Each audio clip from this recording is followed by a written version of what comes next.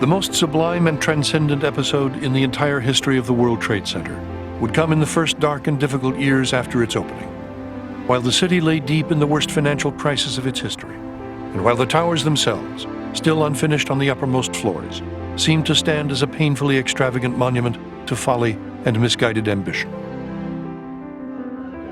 For 6 years following his epiphany in the dentist's office in Paris, Philippe Petit had nurtured his dream, painstakingly perfecting his skills as a high-wire artist and devouring everything he could find about the Twin Towers.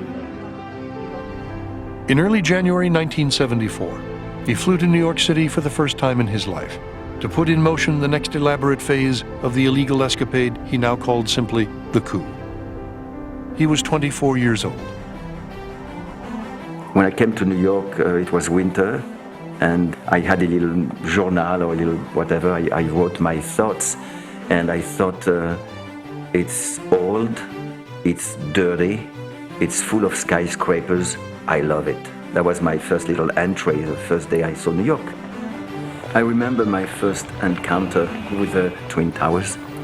I got out of the subway, it was a long subway ride, and out of the darkness, I emerged at the base of one of the tower and look up, and like a slap in the face, I saw that my dream was impossible. I mean, it was right there in aluminum and glass and steel and concrete behind it. It was right there.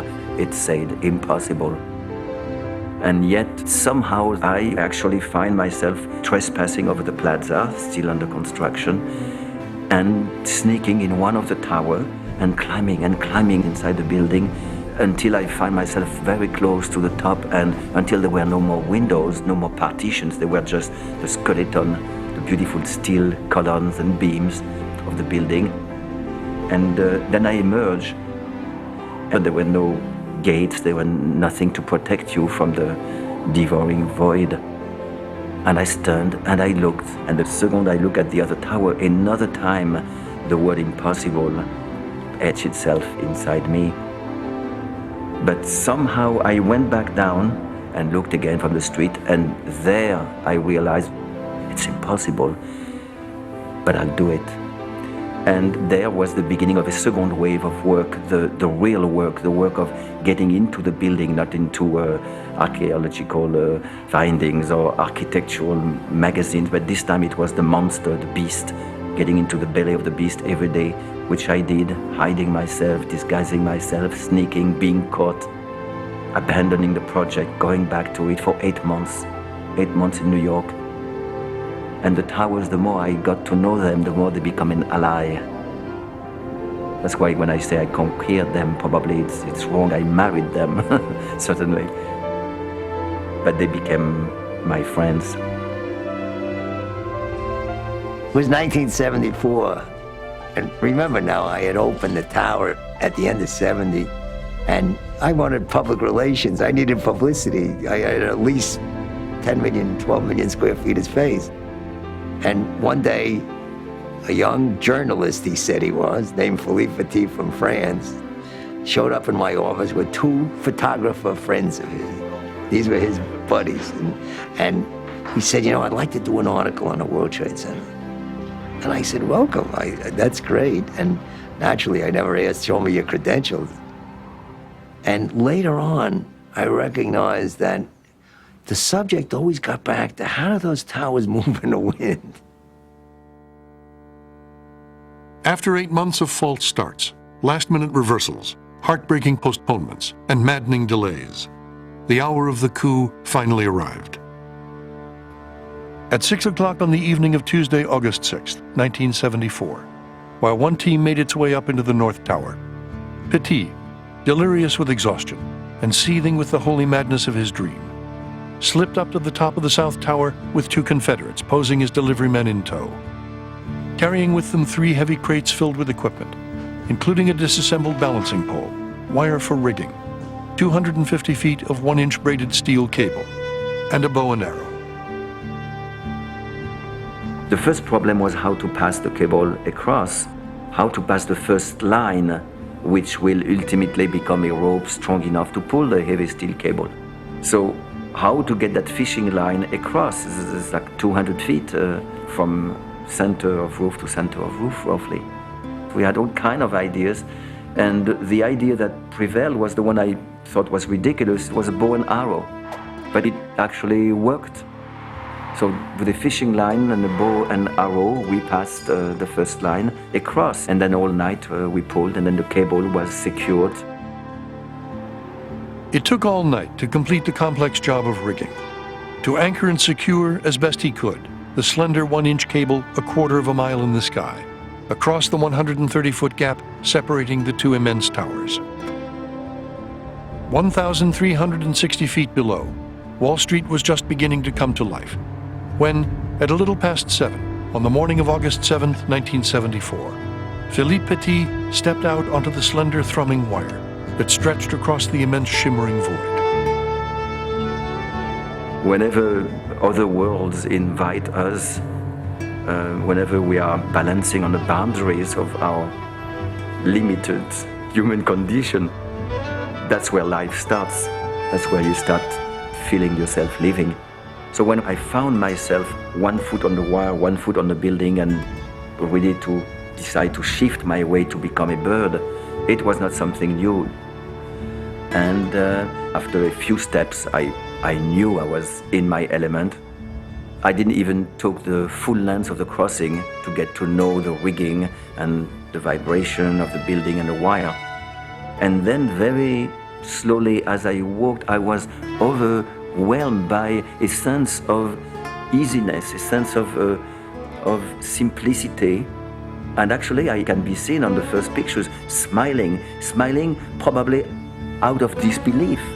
It's so easy after all those years and months of ups and downs and detours, victories and disasters. Finally, I was carrying my life on a path that was the simplest, the most beautiful, and the easiest. Down on the street below, thousands of people on their way into work looked up in wonder and disbelief, transfixed by the sight of the tiny figure walking on air between the two towers. Somehow I found myself spending 45 minutes and doing 8 crossings. There were thousands of people, at some point 100,000 people.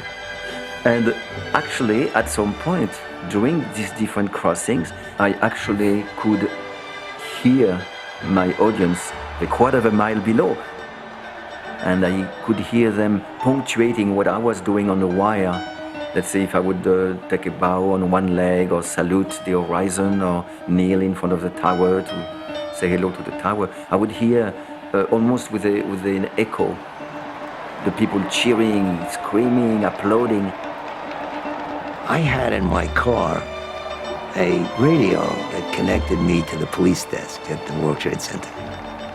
And on the day in question, the light went on. And the patrolman at the police desk said, "Mr. T, there's a problem in the World Trade Center." I said, "What's the problem?"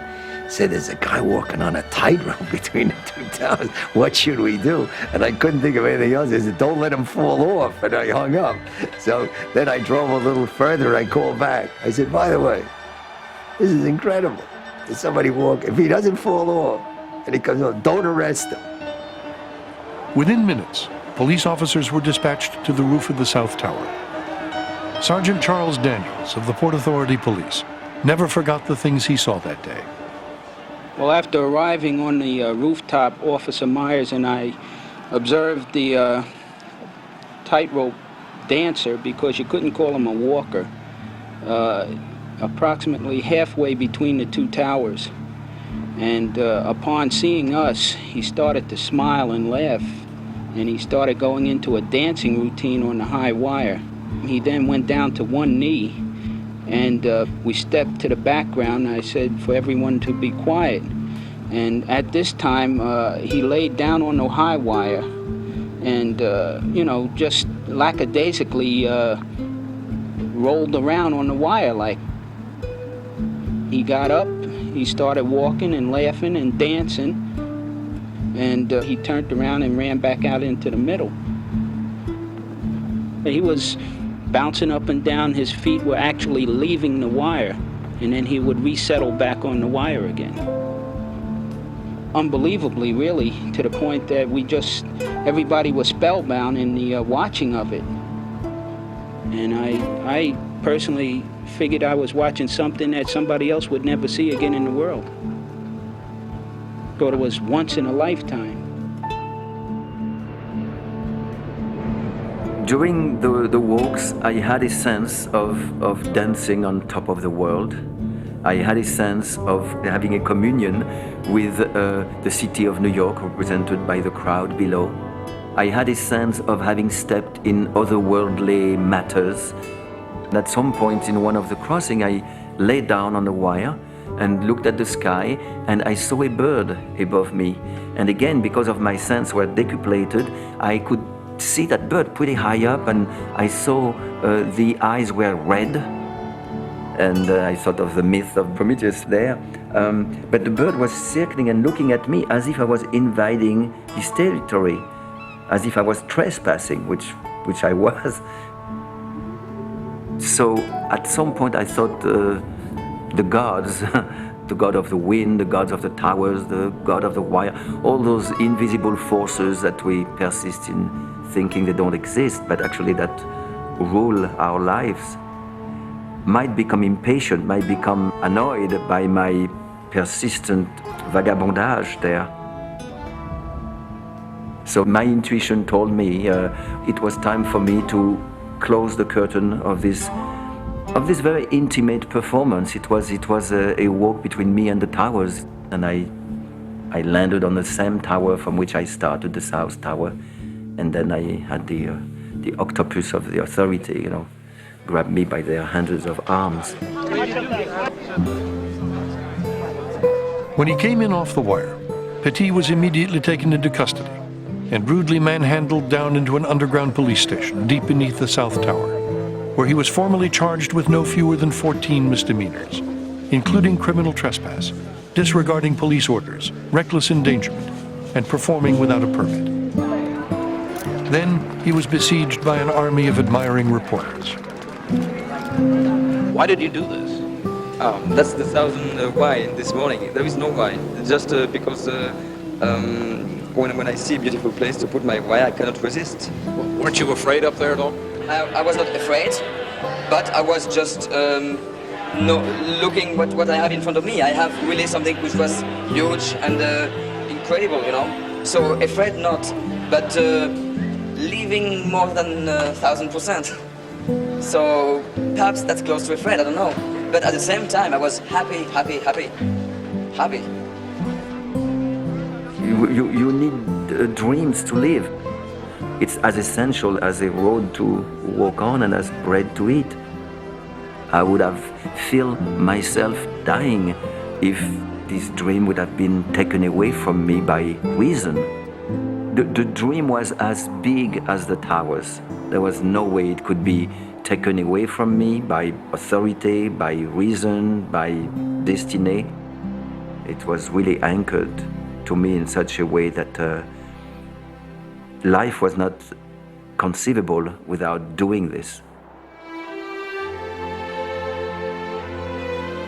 The astonishing feat of high wire poetry was the highest point in Philippe Petit's life, and in many ways in the life of the Twin Towers themselves. As Guy Tazzoli had predicted, the exploit was front-page news around the country and around the world, and Petit himself became an instant folk hero, and nowhere more so than in New York. In the end, thanks in large part to Tazzoli himself, who personally interceded with the judge, all charges were dropped, and the 24-year-old Frenchman was sentenced instead to perform for a group of children in Central Park. Philippe Petit was the first person to humanize these things. He put a human mark on them. He said, I don't care about your architect and your plans for world trade. I'm going to walk this thing. And there he did, doing this amazing feat in which the whole city applauded. Because, first of all, it took guts and skill. But also it took these two buildings and he conquered them in some astonishing way that had the whole town cheering. But it was an astonishing moment. And after that, it never happened again. It's as if you did that once. It was not to be repeated.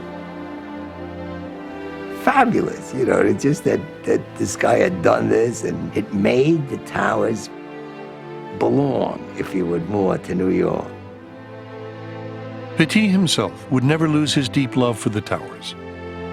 In honor of his achievement, the Port Authority presented him with a free lifetime pass to the observation deck on the South Tower, where, on a bright windswept afternoon not long after his historic walk, he signed his name in indelible ink on a steel beam overlooking the vast canyon where he had danced among the clouds. In the years to come, he would return to the high perch whenever he could, trying with success to relive the amazing walk in his mind, and hoping to catch a glimpse one more time of the valiant seagull he had once seen sailing high above him, a quarter of a mile in the sky. It never came.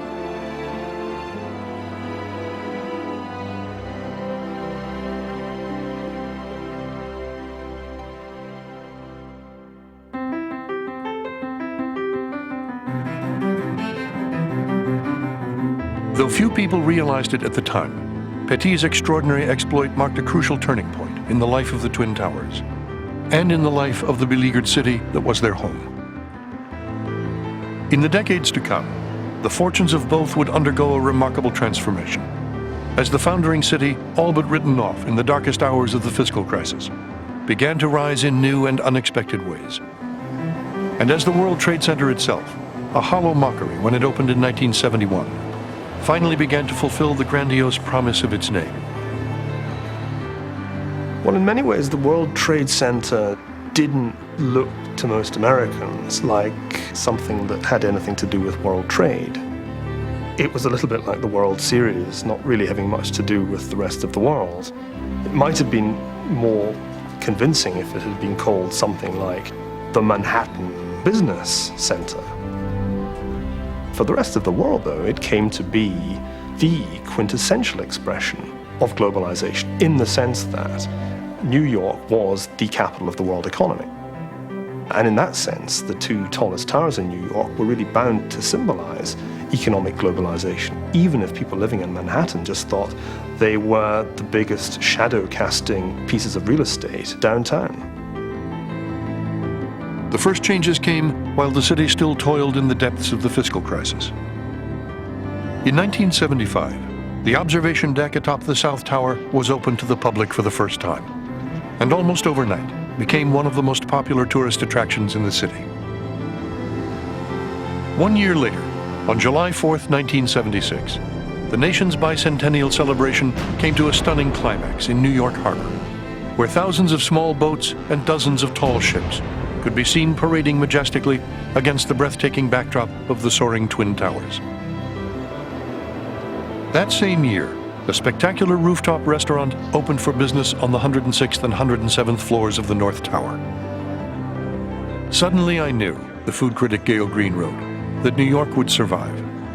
If money and power and ego could create this extraordinary pleasure and instant landmark, money and power and ego could rescue the city from its ashes. The observation deck and windows on the world were the two things, in my judgment, that turned the city of New York from looking at the Trade Center as some monster downtown to something that was theirs. They began to adopt it, and it was great. It was so successful that you had to wait 7 months to get a Saturday night reservation there unless you knew somebody. It was incredible. And we were consistently the highest grossing restaurant in the whole world. These kinds of things give a building a human dimension. One would hope that the building would have a human dimension in its design. That has always been debatable. It's the case of the Trade Center.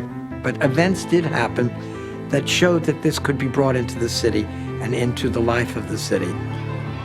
Another thing about the Trade Center that changed it was the whole changing character of Lower Manhattan. People began to live downtown, and they rather liked the Trade Center, the big open space. And then the people living in Tribeca, also the people living in Battery Park City, began to see these buildings as an identifiable landmark in their neighborhoods, in their daily lives. You know, you could orient yourself. You knew where you were in relationship to the Trade Center towers. Now, as the years went on and we reached the period of the 90s with the great boom in financial services businesses needed much more space, and they gradually took over space as the state moved away to other locations, as Port Authority moved some of its functions out and so forth. That stuff was rented commercially. The Trade Center took nearly a generation to become truly successful. Through the 1980s, the buildings filled up.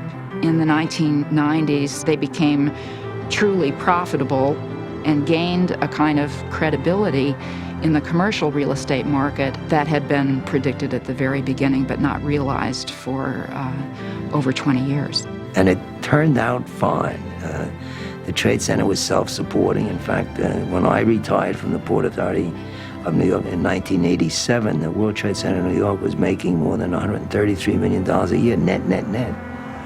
So, you know, it worked, and then all those buildings in Lower Manhattan, all the jobs that it created for people. Even though we thought of them as a failure, I think now, looking back, we can see what they did contribute. First of all, economically, had they not been there in the late 1990s when New York City suddenly boomed practically like no place on the planet, the city needed all 10, 15 million square feet of office space that those buildings provided. If they were not there, so many other companies would have had to go elsewhere. So we had that space. So in a sense, they helped make possible the renaissance of New York in the 1990s. Now, the reality was that these huge office blocks built for commercial purposes were becoming more and more centers for world trade and world transactions generally. So in a way, the World Trade Center became more and more truly a World Trade Center over time, and by the 1990s, perhaps for the first time, really was worthy of that name. And I'm not sure how far Americans, particularly New Yorkers, quite saw that it was a symbol of economic globalization. By the 1990s, the New World Order set in motion a half-century before had succeeded in ways no one could have imagined in the years following the end of World War II, or even as the towers themselves had first begun to rise at the very height of the Cold War. In less than 2 decades, the cultural and commercial energies unleashed by the forces of globalization had breached political and ideological barriers around the world, defeating and absorbing many of America's one-time enemies behind the Iron Curtain, linking the economic fortunes of distant nations as never before, setting whole populations and cultures on the move, and sending millions of new immigrants from every corner of the globe flooding into New York City, in numbers that rivaled and with a diversity that far exceeded even that of the great immigration of a century before. No building in New York, or for that matter in the world, symbolized those astonishing transformations more dramatically than the World Trade Center itself, which by the late 1990s had become a microcosm of the new global culture, humming with electronic financial transactions 24 hours a day, and home to a bewilderingly diverse working population that included Sikh computer programmers, Israeli accountants, Turkish engineers, and financial experts from emerging markets in Malaysia, Syria, Uruguay, and Ghana. Numbered among the tall tower's window washers were men who hailed from Poland, Yugoslavia, Albania, Turkey, and Ireland. The 79 employees at Windows on the World included immigrants from 30 different countries. Well, the United States is the economy that seems to inhale more than it exhales. It inhales capital, it inhales people. The huge increase in flows of capital and people into the United States, which characterized the 1980s and 1990s, undoubtedly created a kind of asymmetry. And so although economically the United States was completely integrated into the world economy, politically it was becoming more and more detached from it. The myths which go right back to the very foundation of the United States about this special providence that exempts the US from the rest of the world's nasty political conflicts. I mean, this proves incredibly tenacious. People are still clinging to this in the 1990s when it's absolutely clear that the US had never been more connected to the rest of the world. The first hint for most New Yorkers, and for that matter for most Americans, that globalization might bring with it unforeseen consequences, came a few minutes after 12 on a cold and cloud-covered Friday afternoon in the winter of 1993. We mustn't forget that the building had already earned its footnote in history as an object of scorn, as a symbol of everything most of us in the United States think is what is great about our country. Our open, free exchange of capitalism and ideas, and our willingness to deal with the world as an overall community. That failed miserably and killed 6 people, which is about as minimal a number as you could think of at the World Trade Center. But we didn't take that threat seriously enough, I think. We took it seriously, but not seriously enough. By the summer of 2001, the culture of air-mindedness New York had been pioneering for nearly a century had reached its very zenith. Immense towers now soared high into the air in cities around the world. Jet planes moved people and goods at high speed across the skies, while global broadcast networks and new digital media sped images and information around the world instantaneously. Thanks in large part to the astonishing projective power of American commercial culture, which had now penetrated to every corner of every nation in the world, the Twin Towers had become the most familiar structures on the most familiar skyline in the world, and the ultimate emblem of the forces of globalization still making their restless way around the globe. New York itself, meanwhile, having reaffirmed its status as the city at the center of the world, had emerged as one of the most strangely paradoxical cities on Earth. At once bewilderingly diverse and cosmopolitan, and yet, as its own citizens often freely acknowledged, strikingly insular and inward-looking. I don't think cosmopolitanism is something that we define only in terms of connections and awareness. We like to. In its better guise, it is about awareness and sophistication and connection and knowing what the world is. But cosmopolitanism can sometimes also mean a degree of self-absorption that blinds you to things outside. And maybe we've just been spending too much time, staring at ourselves and thinking that the world begins at the Hudson River and ends at the East River and there isn't anything else. Cosmopolitan people are often people who have substantial powers of denial. Maybe we just didn't want to see what we didn't want to see.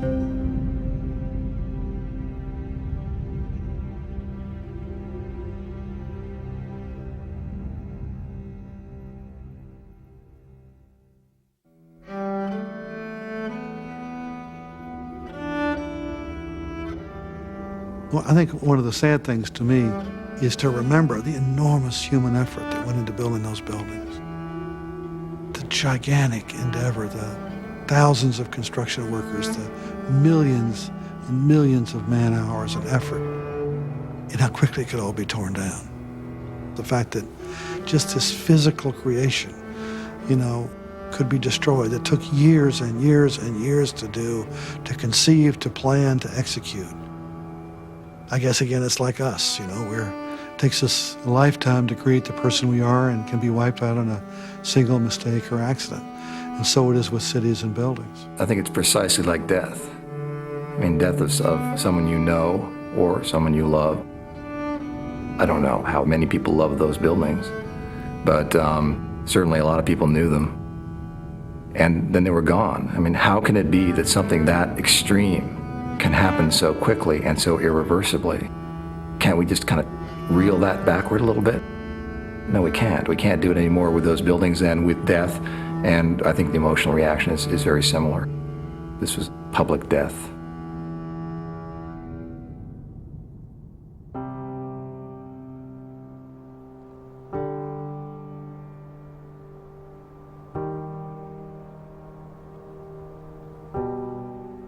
On a perfect, almost achingly beautiful late summer morning in early September 2001, a day of seemingly infinite visibility, one man later said, characterized by the rare and exquisite flying conditions airline pilots call severe clear. Life in New York and much of the rest of the contemporary world was changed irrevocably in the space of less than 2 hours. In my years in New York, there's obviously nothing like it. Nothing comes close. As a newspaperman, I've seen other horrors, wars and the earthquake in Mexico in '85, which killed 20,000 people. But that was an act of nature, not of man. The combination of the death, the spectacular event of the two skyscrapers collapsing, and the motivations behind it, all those things, I think, made this something that just struck a knife right into the heart of every New Yorker, knowing that we'd never be able to look at our city the same way again. First of all, it's a surprise on a beautiful day at the center of this powerful nation, which has not been attacked on its own shores or its own land by a foreign power in almost 200 years. So that's a new thing. Secondly, the public focus on this. Never in the history of the world had there been anything even close. There's not really a second place. The second place would probably be the assassination of President Kennedy. You know, a world event where the world is focused on that story, but nothing like this, where it's seen instantaneously as it happens by tens of millions of people around the globe.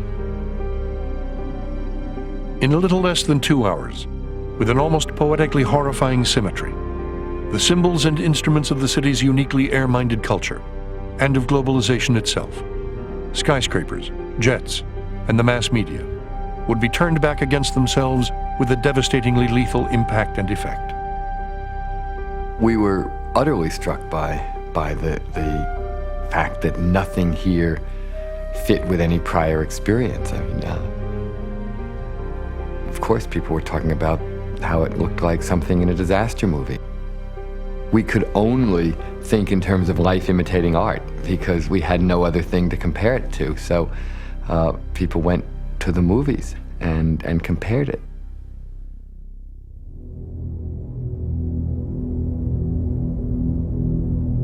Around 8:45 a.m. on the morning of September 11th, 2001, people along the west side of Manhattan heard the piercing whine of a jet plane moving south down the Hudson. Everything about its trajectory was wrong. Heading south along an airway normally reserved for northbound traffic, it was moving much too fast and much too close to the ground, nearly 500 miles per hour at an altitude of just 900 feet, more than twice the speed permitted for aircraft that low. It took less than 90 seconds for American Airlines Flight 11 to hurtle the entire length of Manhattan Island. A little after 8:46 a.m., the huge 137-ton Boeing 767, measuring more than half a football field in length from wingtip to wingtip, and carrying more than 9,000 gallons of highly inflammable jet fuel, flashed across the final 20 blocks from Canal Street to the World Trade Center, and tore through the north wall of the North Tower between the 94th and 98th floors.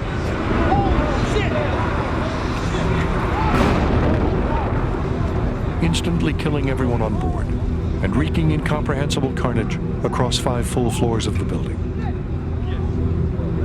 Witnesses on the upper floors of the South Tower were stunned to see a wall of flame burst through the south windows of Tower 1, 130 feet away, followed by a shower of disintegrating desks, files, furniture, computer terminals, airplane parts, and burning bodies.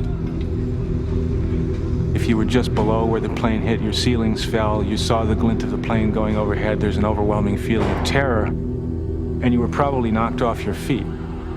And of course, if you were in the zone itself, you may have died instantly, but even very close, and this is very tragic, very close to the regions of impact, there were people who lived for long minutes as they sought refuge from the building flames, the tremendous heat. A couple of them even were able to phone. And then often in that region, their lives ended quickly in the fire, or they chose to leap from the tower. That airplane straddled several floors, and it delivered a hell of a punch. The building swayed. We know that when that punch was delivered, the swaying took the form of waves that ran vertically up and down the building multiple times, sort of echoing up and down the building. And really the incredible thing is, considering the speed with which those airplanes were flying, enormous weight, enormous speed. Rather than decapitating the buildings or pushing them over, the buildings absorbed the impact entirely. They took the hit and they stood. I was heading for the Holland Tunnel, which has a 4-block concourse, if you want to call it, leading to the toll booth. And as I turned into the first of those 4 blocks and I looked up, I said, oh my God, there was a hole in tower number 1. And my first thought was, it can't be a helicopter, the hole's too big. And the second was, my God, it can't be a commercial plane because they're instructed to fly into the river if they have problems. I knew that. By 8:55, an army of firemen, police officers, emergency medical personnel, and government officials, including the mayor himself, had begun to descend on Lower Manhattan, along with an army of reporters, photographers, and television crews, as the machinery of the largest media apparatus in the world began to focus on the 16-acre site. At 9:02 a.m., little more than 15 minutes after the attack, millions of people in the metropolitan region, and tens of millions more across the country and around the world, were staring intently at the smoldering skyline of Lower Manhattan, when a dark shape appeared on the horizon above the New Jersey lowlands and came hurtling across the upper bay. I got out of my car, other people did, and suddenly I saw plane number 2 coming from the south over the Statue of Liberty, going very fast, they say between 500 and 600 miles an hour.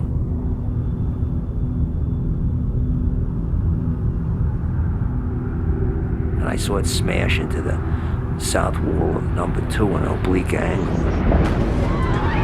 I saw this big ball of flame, and the nose came out on the north side and the east side. And my first reaction, my God, there's poor people above because they're going to wipe out all the staircases and all the sprinkler systems. That airplane just went sliced right through it. And power of such a big plane at that speed. And for a moment, an incredible sadness for the people there, and then an incredible anger, feeling that somebody had deliberately rammed into those towers and those poor innocent people that were in there. I was at the Tweed Courthouse on Chambers Street, right behind City Hall. I grabbed a notebook and ran to the street in time to see the second one hit. I knew right away, obviously, it was terrorism, this amazing fireball that came roaring towards Broadway. And people on the street corner just going, oh, shit, oh, shit, oh, shit. That expression must have been uttered like 10 million times that day. Just astonishment at what they were looking at. We know that when the airplanes hit, there was an instantaneous release of energy in the form of fuel vaporized that caught on fire. There was fire instantaneously across multiple floors. That fire, which was a kerosene fire, jet fuel fire, burned very hot, but it also burned very fast. We're talking 3 to 5 minutes. But what it did is it ignited a simultaneous office fire, in both cases, across multiple floors. An office fire the like of which had not been imagined before. In all cases, an office fire is many things burning, partitions, carpets in particular, computer cases, but paper, mostly paper.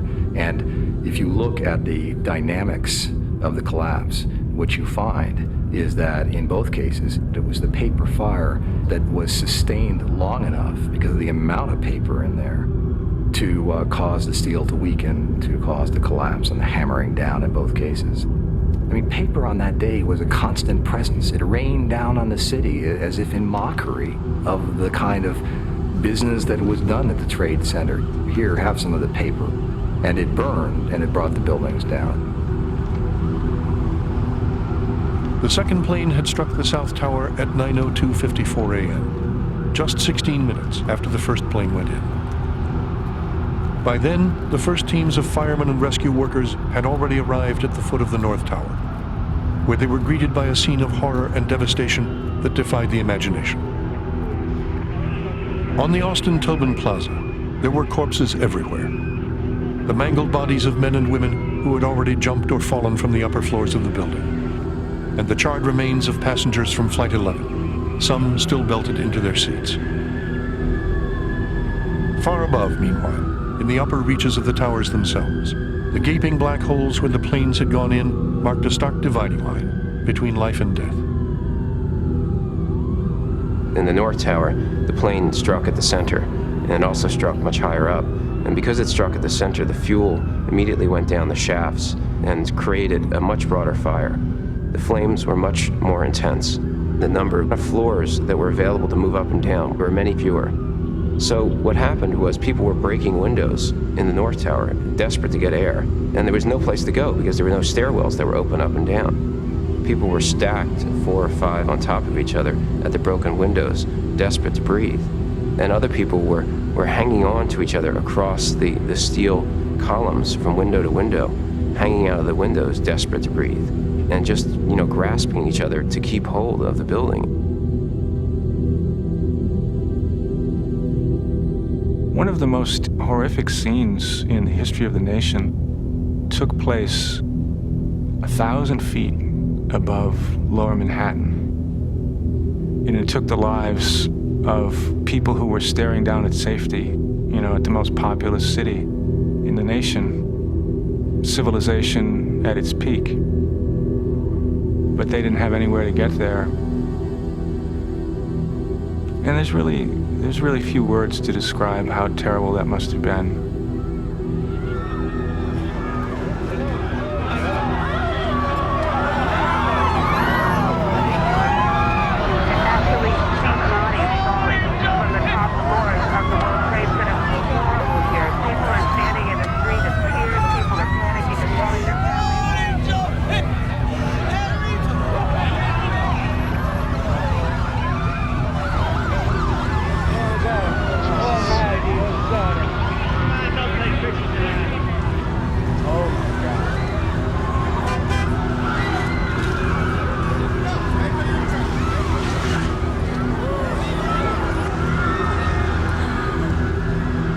By 9:30, ordinary life had all but ceased across the city, as millions of New Yorkers and hundreds of millions more around the world looked on in shock and disbelief at the nightmarish images unfolding in real time on TV. You usually can gauge things, within a few minutes, so that they may start getting worse. But at one time you say, well, this is what they are. But this was something that started getting worse and worse and worse and worse and worse and worse. At 9:38, word came that terrorists had commandeered a third jetliner and crashed it into the Pentagon, killing everyone on board and 126 people on the ground. And not long after, that a fourth plane had crashed into a hillside in rural Pennsylvania, brought down by some of its own heroic passengers before it could reach its intended target in the nation's capital. What struck me at the time, I think, is the most significant part of that was when they came on and said that the Federal Aviation Administration had ordered all air traffic in the United States to be grounded. I knew that had never happened before. There are tens of thousands of planes in the United States at any one time, and to say they have to land now. What hit me was that this is really beyond whatever I had thought.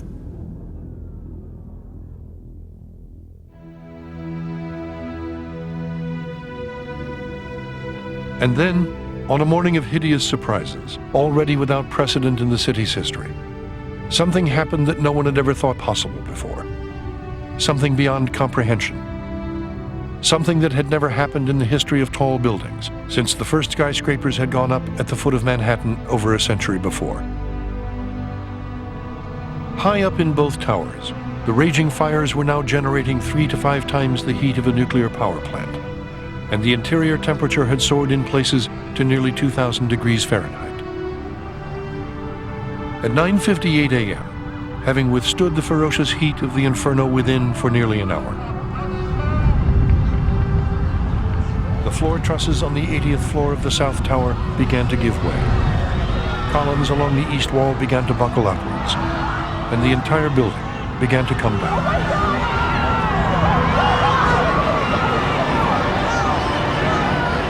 as the quarter-mile-tall structure dissolved into a massive shroud of smoke and dust.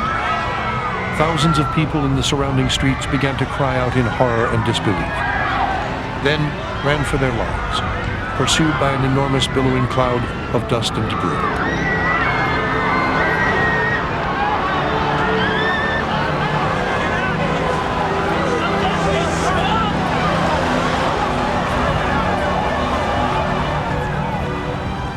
It never occurred to me that these two buildings would come down. So that when they did, it was the most shocking moment, maybe that I'd ever had. That the South Tower began to tip forward and then righted itself and came down in what, in memory, seems like a slow motion moment.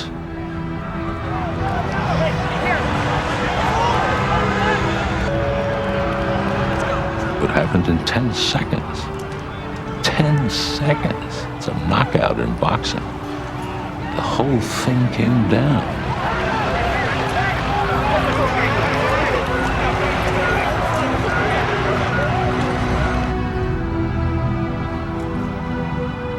It was just, to me, still, it's a staggering moment in New York, in any history, in world history, for a place that had never had anything like that happen to it ever before. The Empire State Building didn't come down. You couldn't. 93, the 4,000-pound bomb goes off in the basement, doesn't come down. This time it came down. This time they figured it out. And I thought, oh man, something new's happened here. At 10:28 a.m., 30 minutes after the South Tower fell, the television antenna atop the North Tower began to give way, followed a fraction of a second later by the upper floors of the building itself, as the entire North Tower now came down too.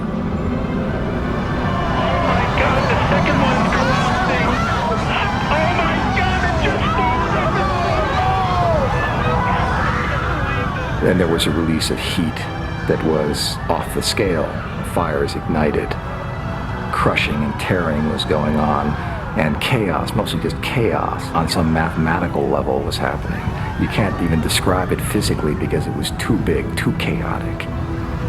It was a cataclysmic release. And it released back into the city in 10 seconds in each case. The surprising thing to me has always been how concentrated it was. They came straight down as if they were aimed directly at their foundations. And of course, anything that was directly underneath no longer existed afterward. The so-called bathtub that ran 6 floors underground below street absorbed the brunt of the energy.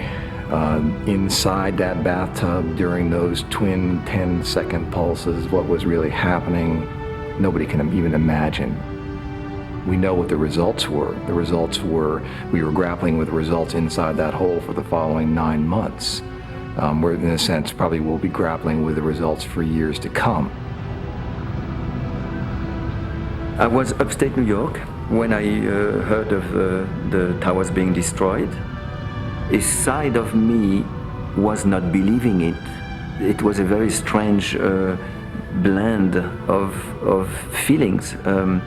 One was the sorrow, the horror at witnessing human life being obliterated for no reason like that.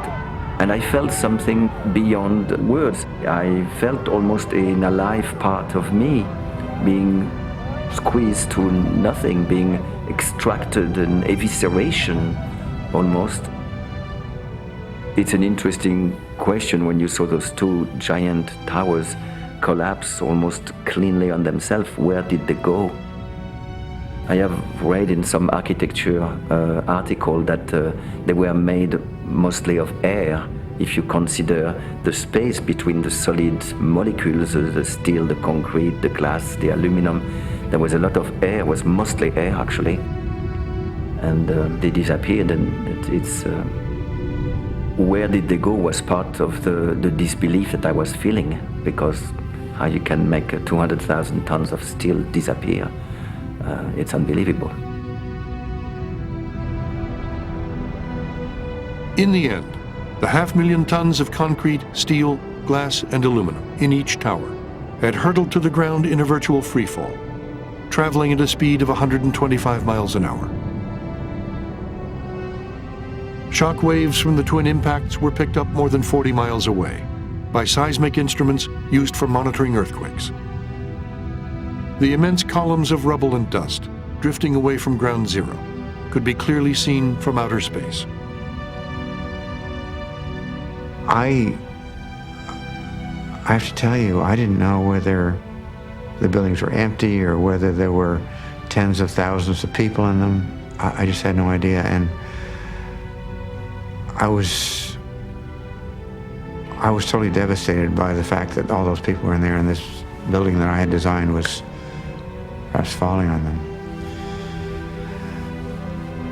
The buildings were not so important to me. I'm good at buildings, but people are another matter. It was a terrible event. Absolutely terrible. I don't think you can measure the impact. It's absolutely enormous. Everybody felt it, but of course those who felt it most and will never get over the effects are those who lost people.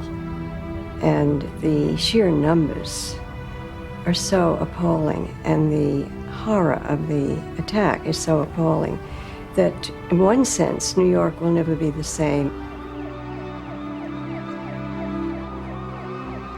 With the collapse of the second tower, an eerie quiet descended on New York. By 11 o'clock, hundreds of thousands of dazed and disheveled office workers, many covered in ashes and dust, could be seen marching north from the financial district, straggling uptown along the West Side Highway, or heading over the bridges to Brooklyn. Down at the site itself, hundreds of firemen and rescue workers groped their way across a surreal landscape of smoke and flames at the edge of an immense 7-story pile of tangled steel and debris, searching desperately for any signs of life. All day, doctors and nurses in emergency rooms around the city braced for the anticipated onslaught of injured survivors that never came. Those who got out, one nurse later said. Those who didn't, died. The story of all the firefighters is dramatic.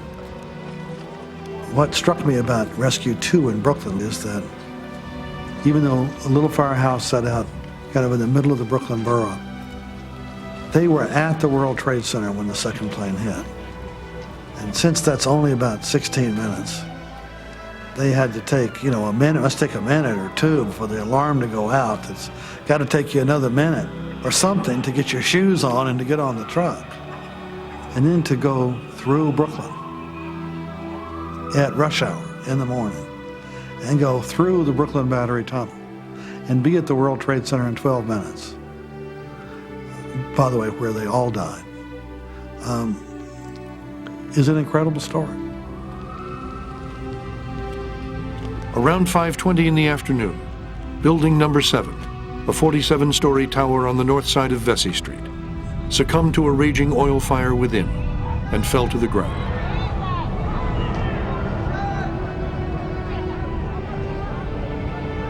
One of the surprising things, you could call it almost a sad poetic justice, is that the only buildings that were completely destroyed by this collapse were the buildings that carried the Trade Center label, buildings 1 through 7.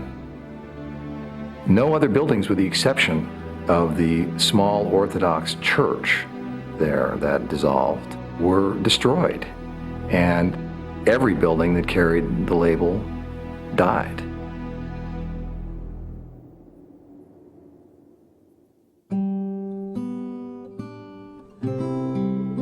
We therefore here in Britain stand shoulder to shoulder with our American friends in this hour of tragedy. No doubt that these attacks are deliberate acts of terrorism, carefully planned and coordinated.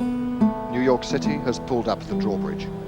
Every crossing to Manhattan Island is closed. The financial heart of the world's only superpower evacuated. Night fell, and an end finally came to the most harrowing day in the city's history. Across the city, friends and family members of those thought to have been in the towers continued to roam the streets or make the rounds of hospital emergency rooms, anxiously looking for loved ones who would not come home. When asked on television about the future of his city, Mayor Rudolph Giuliani replied without hesitation. "We're going to rebuild," he said. "We're going to come out of this emotionally stronger, politically stronger, much closer together as a city. And we're going to come out of this economically stronger too. The people of New York City will be whole again." The day itself was a horror. And yet that day itself, when, the president couldn't be found, there was the mayor down at the site helping solve the way to think about it. When he was asked about how many casualties there would be, and he said, "More than any of us can bear," that was the most important sentence by a public figure, because it put sorrow into the story, not just empty rage, not just let's go kill somebody back, which a lot of people felt, including me. But he created a note there that said, wait a minute, we have to think about this as humans and what it did to human beings.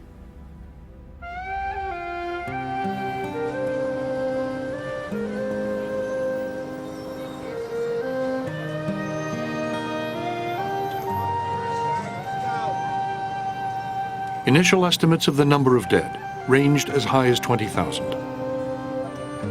In the weeks and months to come, the number would steadily dwindle until the final confirmed toll of those who died in the attack on the World Trade Center stood at 2,792 men, women, and children, including the 156 passengers and crew on board the two doomed aircraft. In the end, it had been the second deadliest day in American history, surpassing the casualties of Pearl Harbor, D-Day, and all the battles of the Civil War, except Antietam. Included in the overall total was one particularly staggering figure. 343 members of the New York Fire Department had lost their lives that day, including much of the department's top leadership. No fire department in history had ever suffered anything remotely like it.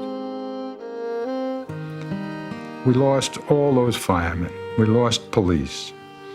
We had this fantastic contradiction of people who hated you so much that they were willing to give up their life to take yours, and people who loved humanity so much that they were willing to run into the darn building in the smoke and flame and just to save the life of somebody they never met. And that's ineffably beautiful. There's no better definition of love. There's no more inspirational, no more inspiring, no more near to saintly conduct that you can think of than what they demonstrated.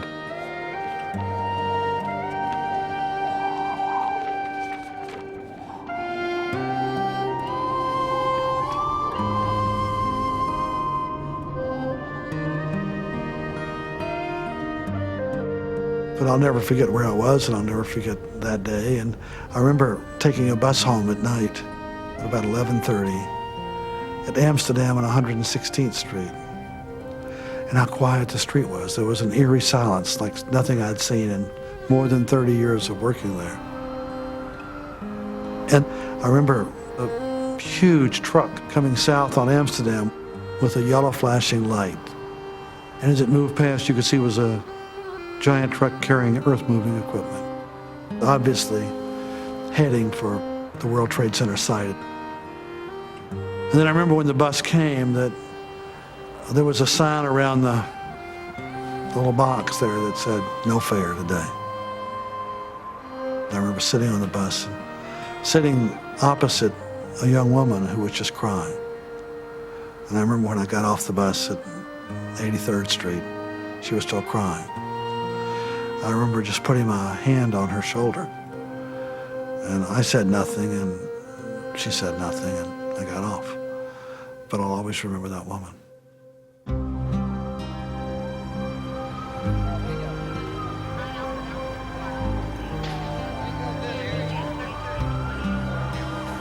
I went back that night in the middle of this ghastly scene where you could still see the fires burning at the end of the street.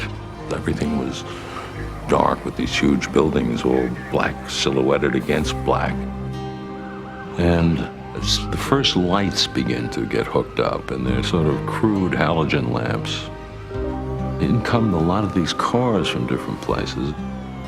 And the first time you began to see the iron workers, the hard hats, showing up with their tools, with their hats, and saying, "We cut steel, you're gonna need us." And I knew that night that we're gonna be all right. This was like some moment in the Blitz where citizens came out and began to dig the rubble.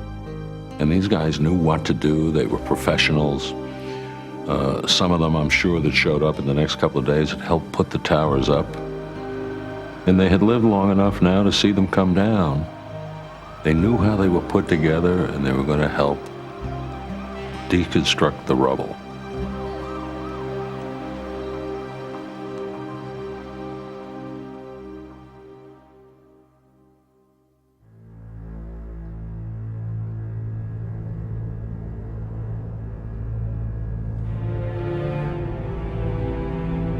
On the morning of Wednesday, September 12, 2001, New Yorkers woke to what was perhaps the bleakest dawn in the city's long history. Overnight, the reality of what had happened had begun to sink in, and hope that many could have survived the twin collapses had all but vanished. The numbers were simply unimaginable, and as the mayor had said, more than anyone could bear. One financial firm in the North Tower, Cantor Fitzgerald, had lost nearly 700 people. The Port Authority, which had built the vast complex, and whose offices had occupied 18 floors in Tower 1, had lost 84 people, including its own director. We know that many Port Authority people were killed. We know that the entire headquarters was wiped out. This was, for the people within the Port Authority, a blow of unbelievable dimensions psychologically. It was overwhelming. I mean, it was really overwhelming. No one, we build libraries. I build, $40 million sewer, water main, road projects.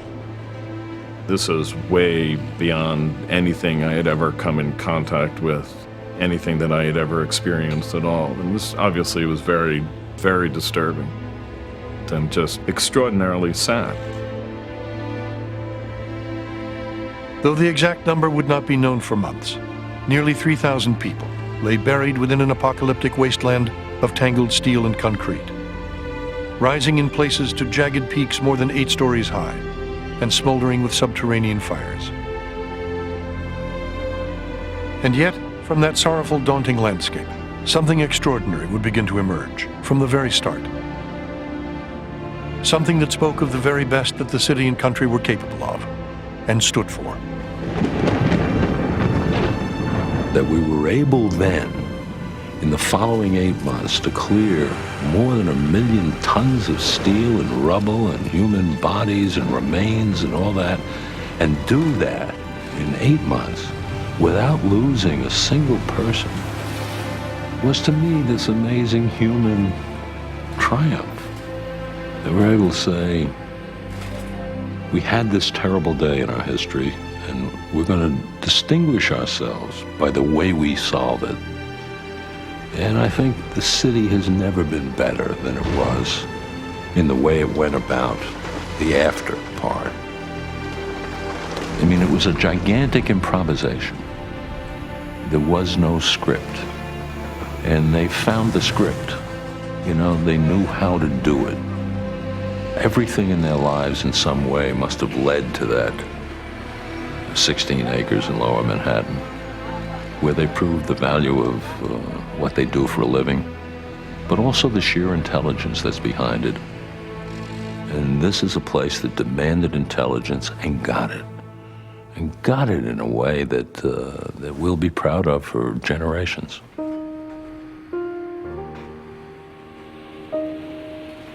Over the next 9 months, the unbuilding of the World Trade Center, a feat of improvised urban renewal unlike anything the city had ever seen, would rival and in some ways surpass the extraordinary collective achievement that had raised it into the sky. Week after week, month after month, the vast chaos of the pile slowly receded, as an army of iron workers, crane operators, demolition experts, and engineers grimly soldiered on, working around the clock in shifts of 8 to 12 hours, a Herculean effort made incalculably more difficult by the fact that the worksite was also a burial ground. I mean, it was a horrible place to work. It was a horrible place to work. We were putting milled asphalt, to kind of build a road and flatten certain areas, put dirt over the debris so we could bring trucks in and whatnot. And to have a firefighter come up and say, look, I'm sure my son is in this pile of debris here. Could you just give me a couple of hours and I'll search through this? And then out of the corner of your eye to see this guy standing on the pile with a spade. I mean, he had a typical gardening spade and was searching for his son by getting spadefuls of debris and lifting it to his nose to see if he could smell, putrefying flesh. Put a human face on a tragedy that's very haunting.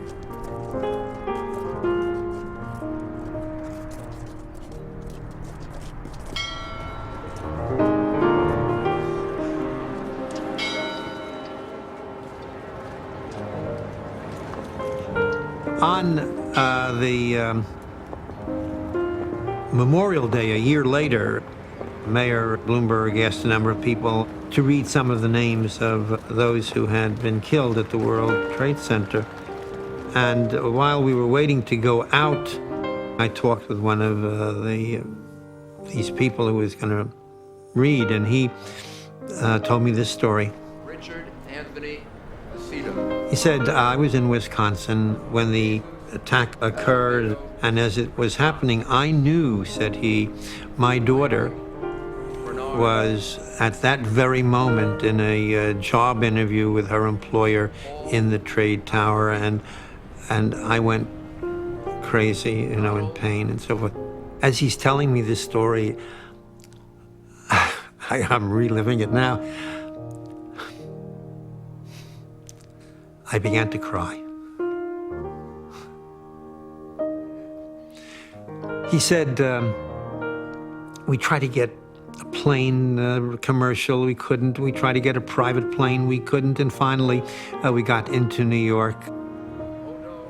And we went down to the site. We were taken over by a cop who will never be forgotten by us. He's now a member of our family. And he took us everywhere. We went to 38 places looking for our daughter. And we knew she was dead.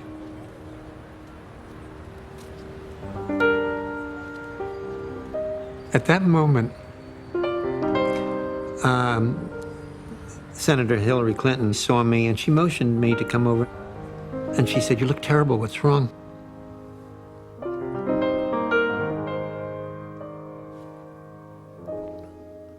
I said, "I'm sitting with the father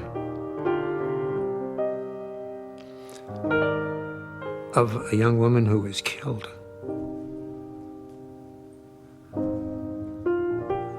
And I began to cry again. But it's like a personal, tremendous loss. And what the father said was he was so proud of New York and appreciative. He said, "I can't tell you how I appreciate what the mayor did." I told him, "I can't just sit here, I have to work. I have to do something." And he said, "Sure, you must work." And he embraced me. He said, "I'll never forget him."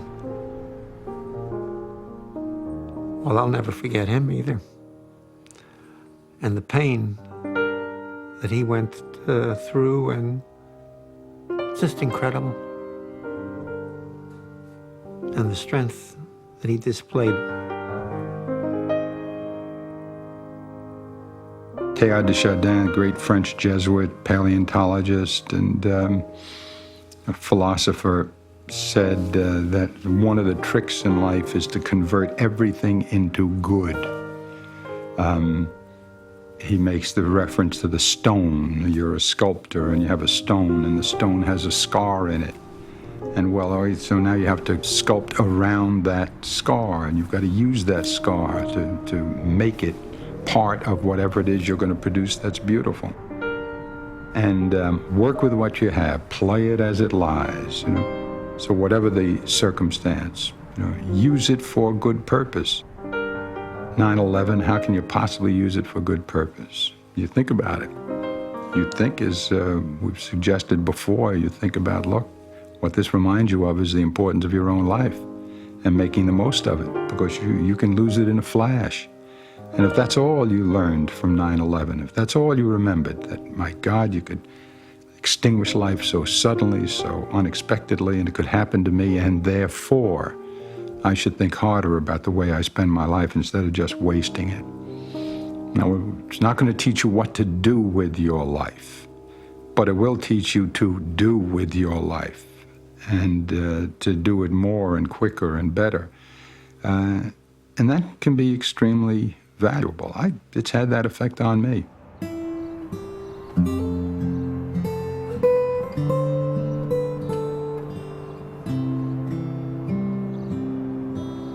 We are never going to be exactly the same again, those of us who lived through this. We can't be.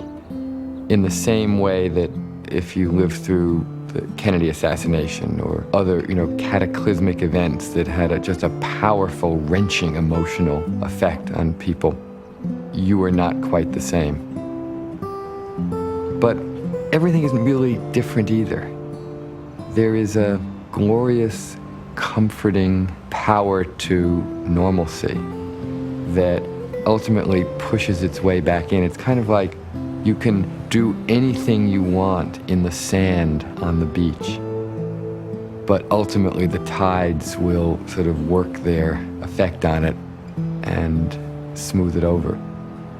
And sometimes we almost don't want to let it do its work because we fear that in some way maybe that's disrespectful of those who died or those who suffered so much, to let normalcy come back. But ultimately it's the law of nature, in fact, that normalcy return. I think it's also true that there is a fundamental kind of New Yorkness that cannot be destroyed by even as cataclysmic an event as this. And our day-to-day business ultimately came back. The business of living, the feeling of living, what city life is like. And that was not destroyed by 9/11. It's in fact the New York equivalent of the tides. It's just there, and ultimately it sort of works its magic of normalcy again. But we will never be exactly as we were. And that's right. It would be wrong to deny the enormity of what's happened. But that doesn't mean everything changes as a result. I really like them, I really like them. I miss them, I see them right now. None of the other buildings had the power and presence of those towers.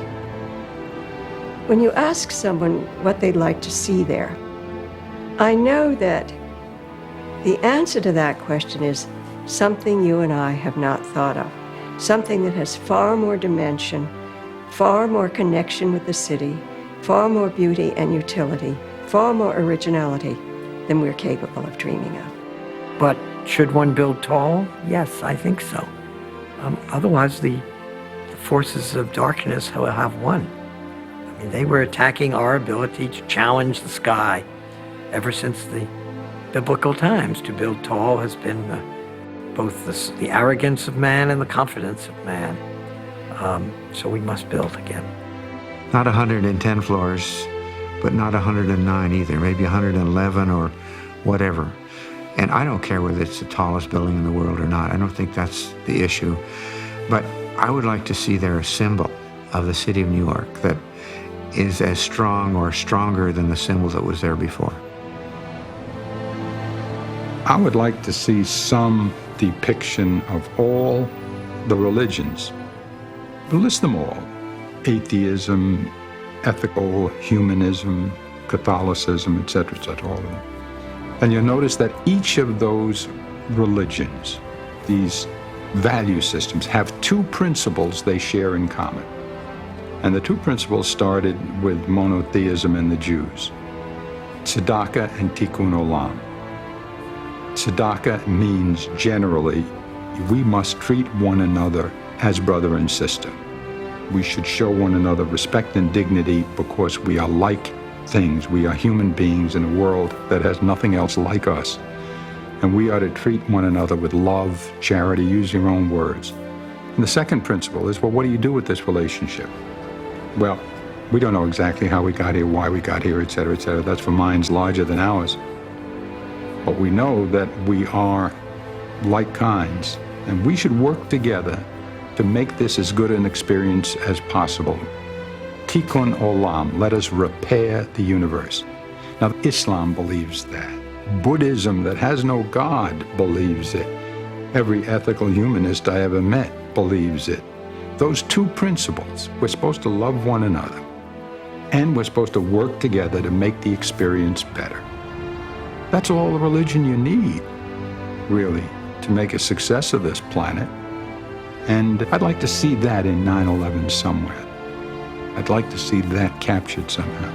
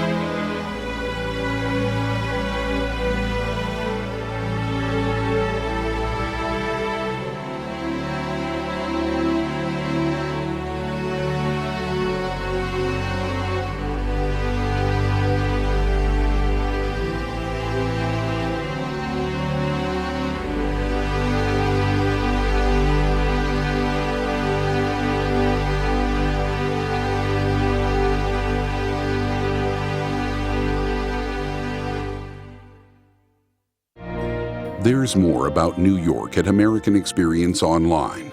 See a map of Lower Manhattan through time, access bonus interviews, and World Trade Center questions and answers with a panel of experts. All this and more at PBS Online, pbs.org.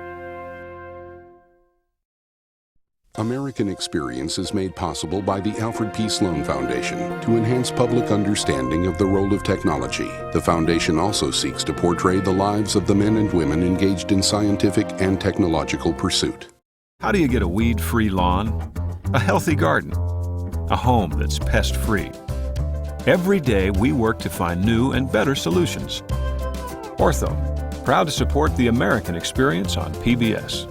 At Liberty Mutual Insurance, we do everything we can to help prevent accidents and make America a safer place. Liberty Mutual is proud to support American Experience. And by